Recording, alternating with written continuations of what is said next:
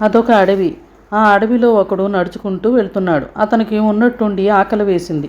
ఓ చెట్టుకి అనేక పళ్ళుండడం చూశాడు. అంతే, అమాంతం ఆ చెట్టు ఎక్కాడు. కొన్ని పళ్ళను కోశాడు, తిన్నాడు. బాగా పండి సువాసనతో కూడిన మరికొన్ని పళ్ళు ఓ కొమ్మ చివర్లో ఉండడం చూశాడు. వాటిని కోయడం కోసం ఓ కొమ్మ మీద ముందుకు కదిలాడు.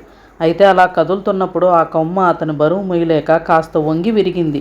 అయితే ఈలోపే ప్రమాదం గమనించిన అతను మరొక కొమ్మను తెలివిగా పట్టుకున్నాడు, కింద పడిపోకుండా.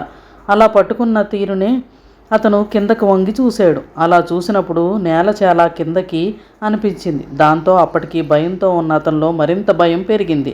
తన్నెవరైనా కాపాడితే బాగుండని రక్షించండి, రక్షించండి అని అరిచాడు.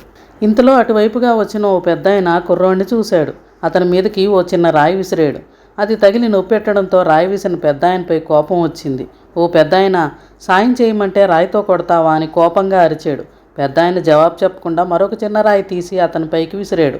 దాంతో కుర్రోడు మరింత కోపంతో అతి కష్టం మీద ప్రయత్నించి పైనున్న కొమ్మను పట్టుకున్నాడు.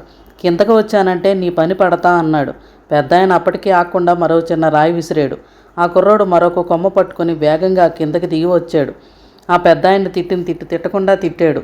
అప్పుడు పెద్దాయన ప్రశాంతంగా ఓ నవ్వు నవ్వి, ఇదిగో నీకు నేను చేసిన సాయాన్ని నువ్వు గుర్తించలేదు అన్నాడు.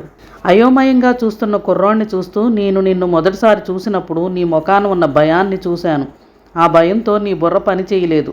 నిన్ను రాళ్లు విసరడంతోనే నీలో క్రమంగా భయం చాటుమాటవుతూ వచ్చింది. ఎలాగైనా చెట్టు మీద నుంచి కిందకి దిగి నా పని పడదాం అనుకున్నావు. ఈ ఆలోచన ఎప్పుడైతే నీలో మొదలైందో నిన్ను నీవు కాపాడుకోవడం మొదలుపెట్టావు. అలాగే కిందకి దిగావు కూడా.